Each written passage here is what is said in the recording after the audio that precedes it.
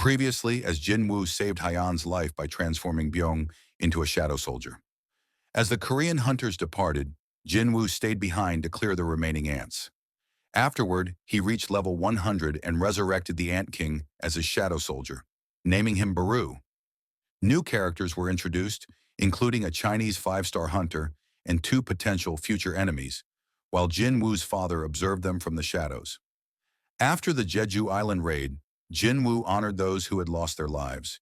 He then secured permission to open his own guild before stepping into another Red Gate alone. Inside the Red Gate, Jin Woo's shadow soldiers fought against the gate's monsters. He managed to find the boss, and the creature asked him if he was the one who had been killing his people. It remarks with twisted amusement how impressed it is that Jin Woo managed to make it this far despite having such a small, seemingly fragile body. But that amusement quickly turns to menace. The creature raises its hand and signals to its forces. He had already stationed his minions throughout the area, ready to spring a deadly ambush. But something's wrong. Nothing happens. The creature glances around in confusion. The air stays silent. No allies appear from the shadows. No attack is launched. Just an unsettling quiet. A frown begins to form on the creature's face. Meanwhile, Jin Woo remains still, calm, his gaze fixed firmly on his opponent. Not a trace of panic shows on his face. Then Jin Woo finally speaks. "Call me small again." "That's funny." He raises his hand and gives a subtle signal. Suddenly, from the dark edges of the forest, movement stirs. One by one, figures emerge. Shadow soldiers, loyal and fierce, marching out with unwavering purpose. Some drag behind them the severed heads of the enemies fallen.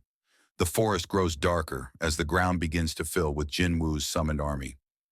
Jin Woo, standing tall among his shadows, taunts once more. "Looks like no one from your side made it out." Confusion turns into dread.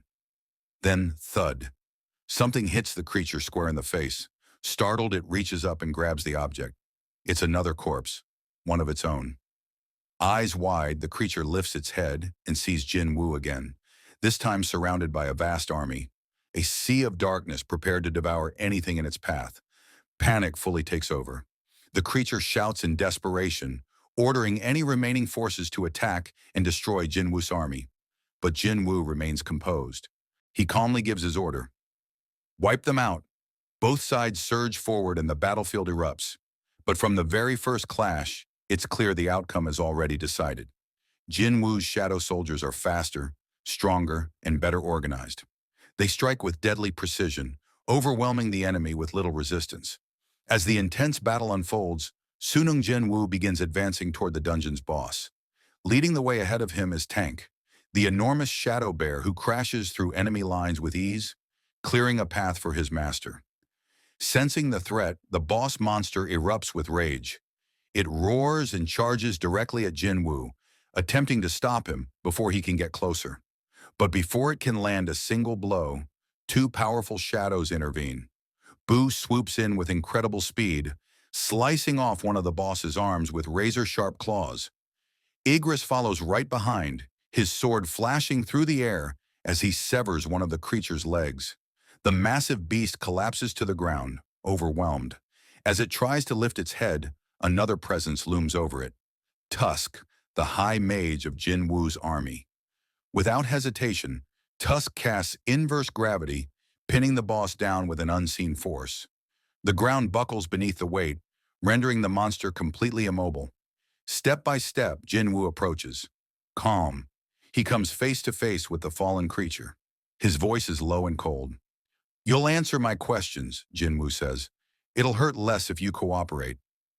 He proceeds to interrogate the boss, trying to extract vital information, but once it's over, Jin Woo stands before its lifeless corpse, silently reflecting. Again, nothing useful. He suspects the same interference as before. The system itself may be blocking the flow of information. Frustrated but not surprised, Jin Woo opens his inventory. "I'll figure it out eventually," he mutters. So it's fine. From within the inventory, he retrieves a peculiar object, a key. It's one he obtained earlier from a cursed random box. Jin Woo recalls an important moment. He had reached level 100 during the Jeju Island raid. That achievement fulfilled the minimum requirement to unlock a special dungeon. Now the item's name becomes visible. Key to the Temple of Karen. A countdown timer ticks beside the key's description, indicating the limited window of time before the key would expire and the dungeon would be lost. As he studies the item, vivid memories flood his mind. Flashbacks of the double dungeon, the place where everything began. He realizes something. This may not be random. The system is calling him back, but he's not the same man who once crawled out of that dungeon barely alive. Now he's stronger, far stronger, stronger than anything that temple might hold.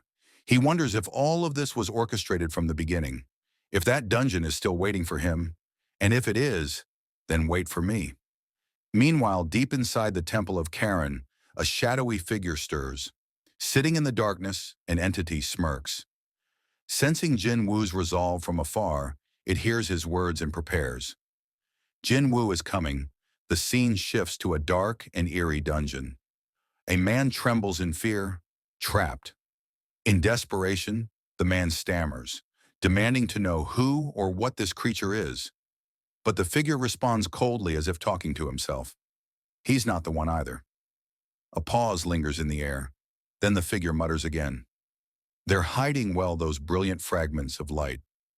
This cryptic remark refers to powerful beings, ancient rulers known as the brilliant light fragments scattered and concealed in human hosts.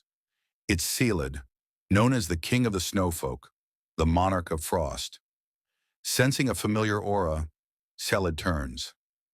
Standing in the shadows is Yogman, the king of demonic specters, also known as the monarch of transfiguration. With a calm and confident tone, Yagman announces that he has news regarding the eastern island. Khalid narrows his eyes, asking if he means the small landmass that lies eastward, the one humans call Korea. That island is the current dwelling of the Shadow Monarch. Intrigued, Selid asks if Yagman intends to take action there. Yogman explains that the rulers have begun deploying their legions near that region just south of the Shadow Monarch's territory. He then adds with a hint of ambition that he will be the one to claim that place. But Selid challenges him, pointing out the obvious risk. And how do you plan to deal with the Shadow Monarch himself? Yogman, unfazed, gives a sly smile and responds, if the planner fulfills the contract, everything will go according to plan. Then with growing interest, he adds, besides, the greatest of the brilliant light fragments has been confirmed to be there. This revelation changes everything. Sal's expression sharpens with excitement. He turns toward Yogam, realizing the implications. You came all the way here just to tell me that. Yogman nods slightly, then inquires what Selid plans to do with that information. Selid responds with a smirk. If you're willing to follow me, then why not? But before their conversation can continue, Selid pauses. His eyes scan the surroundings. Something feels off. We've been lured here. A third figure approaches. Selid watches carefully and comments that the man they saw earlier couldn't have possibly held the power of a brilliant fragment. Yet somehow the traces of that power are here. This can only mean one thing. Someone intentionally baited them, and now that someone is standing right in front of them. With burning rage in his eyes, the man confronts them. He demands to know more about the small island to the east. He suspects they're referring to his homeland, Korea. Selid smirks at the man's fury and responds with mockery. And what will you do about it? From behind, Yogman speaks up, clearly uninterested in wasting time. We don't have time to deal with him. They begin to turn away, but Selid can't resist throwing one last taunt. Try and stop us if you can. The man explodes into motion. Furious, he charges toward them with raw power, vowing not to let them escape. But Selid remains still. In an instant, an ice shield forms in front of him, effortlessly blocking the incoming attack. He grins, unfazed, as if amused by the attempt. With a calm but menacing aura, the Monarch of Frost raises his hand. A pulse of power erupts. A devastating wave of frost energy explodes outward, shaking the dungeon to its core. The scene transitions from the chaos of the battlefield to a quiet parking lot. Sun Jin-woo walks toward his car. Just as he reaches for the door handle, a voice calls out behind him. Excuse me, he says politely. Are you Sun Jin-woo? Jin-woo turns slightly, nodding cautiously. The man introduces himself as Adam White, a senior official from the Federal Bureau of Hunters, a powerful U.S. organization. He hands Jin Woo a business card and adds with a smile, "It's a pleasure to meet you, Mr. Sun. Please feel free to call me Adam." Adam quickly apologizes for the unexpected approach. He admits that Jin Woo was hard to track down and even mentions that he dropped by Jin Woo's office earlier. Hearing this, Jin Woo remembers something. This must be the man Eugene Ho had mentioned, the one asking around for him. Jin Woo narrows his eyes and asks directly, "What business do you have with me?" Adam remains calm and respectful. He explains that he's here to share important information that piques Jin Woo's interest. "What kind of information?" he asks. Adam gives a subtle smile, then answers, "Information that no country or institution in the world could provide except for us." Jin Woo raises an eyebrow. "And why would you share that kind of information with me?" Adam responds without hesitation, "Because people like you are worth sharing it with." "It's mutually beneficial," he continues, revealing that their original purpose for contacting Jin Woo was something entirely different. But after witnessing what Jin Woo did during the Jeju Island raid, their deputy director insisted on meeting him in person. "This level of attention is unprecedented," Adam admits. "But the deputy director will explain the details himself." He gestures toward a car parked nearby. "If you'd like, we can take you to him now." Jin Woo glances at the vehicle, his expression thoughtful. He still isn't fully convinced whether the information is trustworthy. As he opens the door to his own car, he replies, "Let me think it over. I'll contact you." Adam chuckles softly as if expecting that answer. "How silly of me," he says. "I forgot one rule. Never hide a strong hand when trying to strike a deal." He pauses, then says two words that immediately grab Jin Woo's attention. "An upgrader." Jin Woo freezes. Adam explains further. "An upgrader," he says, "is an awakened individual with the ability to enhance the power of another awakened being. You've heard of them, haven't you?" As he speaks, the scene shifts. Adam and Jin Woo are now in a car pulling up to a building where a bigger conversation and deeper truths are about to be revealed. Inside, Adam White leads Sun Jin Woo into a quiet meeting room.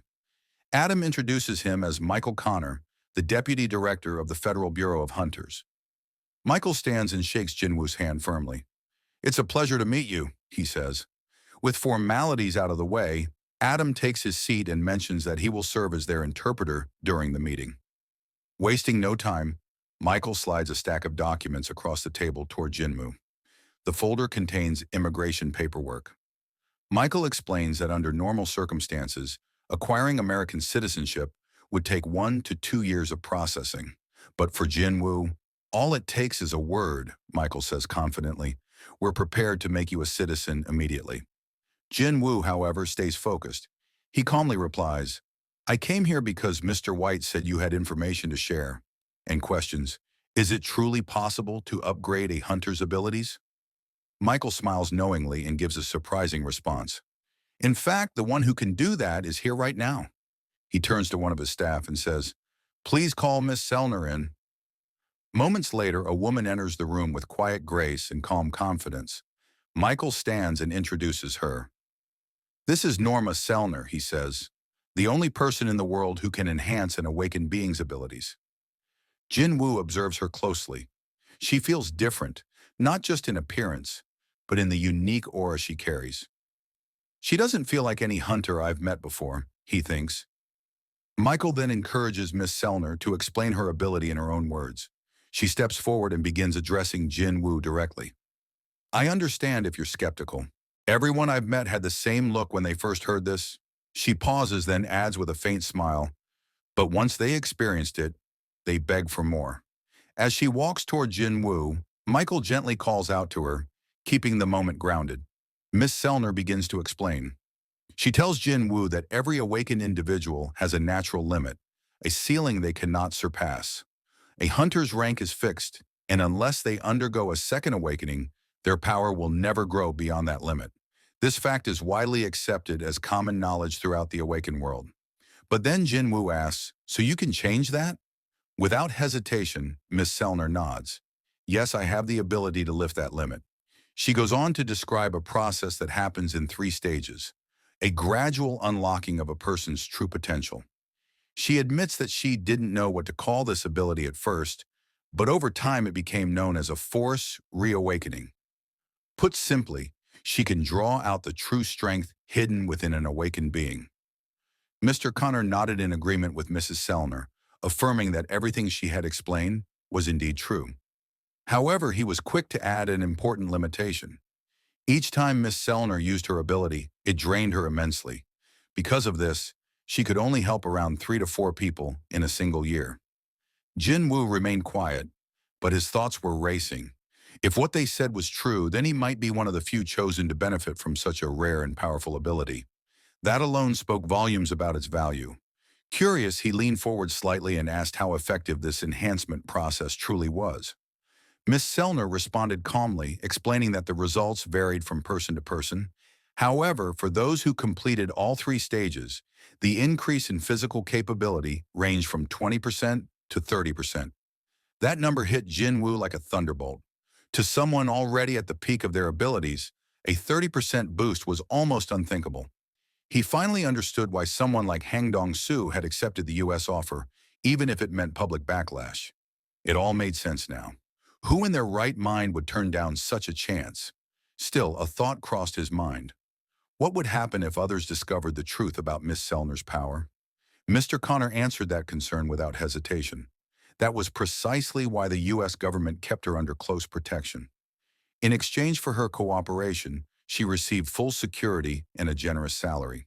In return, she assisted in strengthening select hunters, those deemed valuable enough to receive her gift.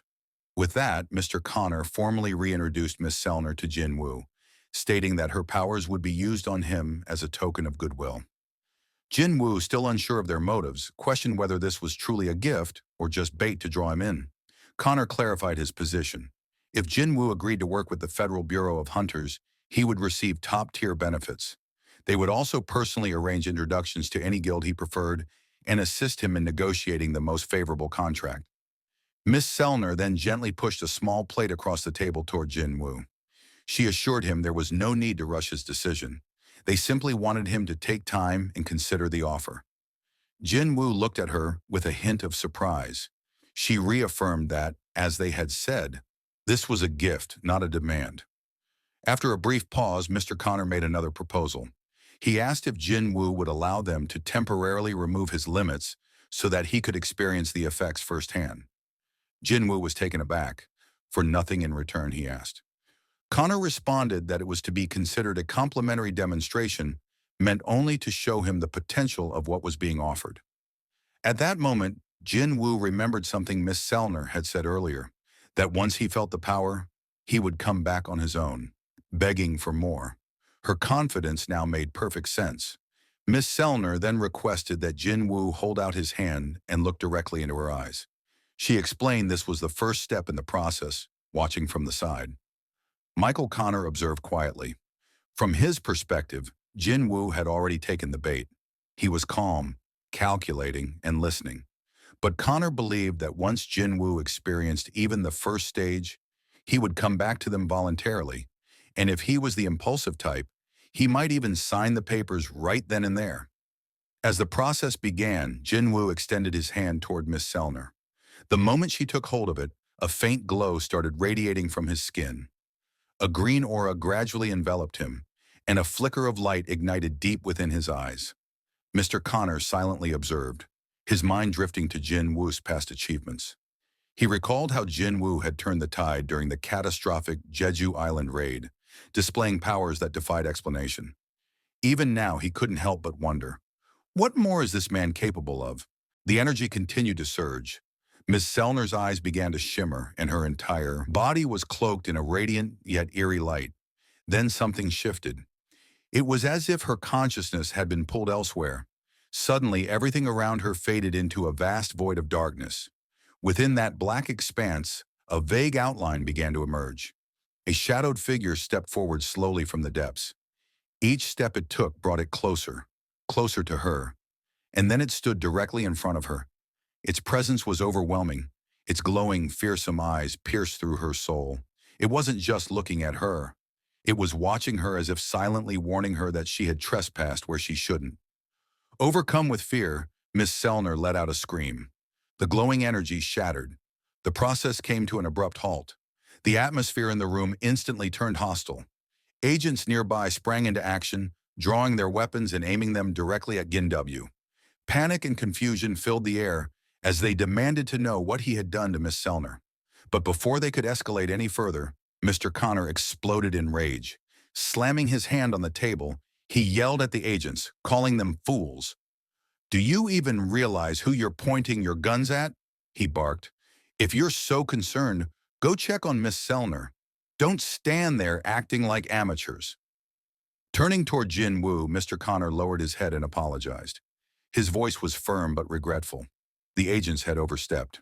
Jinwoo, still composed despite the sudden hostility, accepted the apology with a calm, "It's all right." But the tension wasn't gone yet.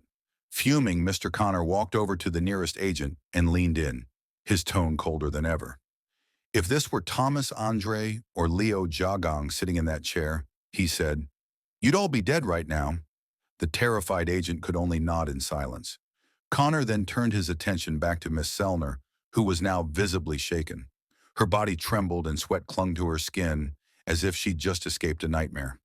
Concerned, he asked if she was feeling unwell. Seeing her condition, Mr. Connor quickly addressed Jinwoo again, explaining that it would be best to postpone the procedure. Jinwoo, understanding the situation, agreed without hesitation. With a subtle gesture, Mr. Connor instructed Adam White to escort Jinwoo out of the room. Once the door closed behind them, the room fell silent, except for the sound of Ms. Selner's ragged breathing. Mr. Connor approached her carefully, his tone softer now. He asked her what had just happened. Miss Selner, still unable to calm herself, finally spoke. Her voice trembled. "He's a king," she whispered, "a powerful one." Connor blinked, startled by the term. "Do you mean like a national-level hunter?" he asked, still trying to make sense of her words. But Miss Selner shook her head. Her expression turned pale. "No, not like that," she said. "I've never seen anything like this before." She repeated the words again, slower this time. "He's a king, but not just any king." She paused at trying to gather herself. When I looked into him, he looked back at me. Within him, there was nothing but darkness, a depth I couldn't escape from. Her hands were still trembling as she added, "There's no limit to his power."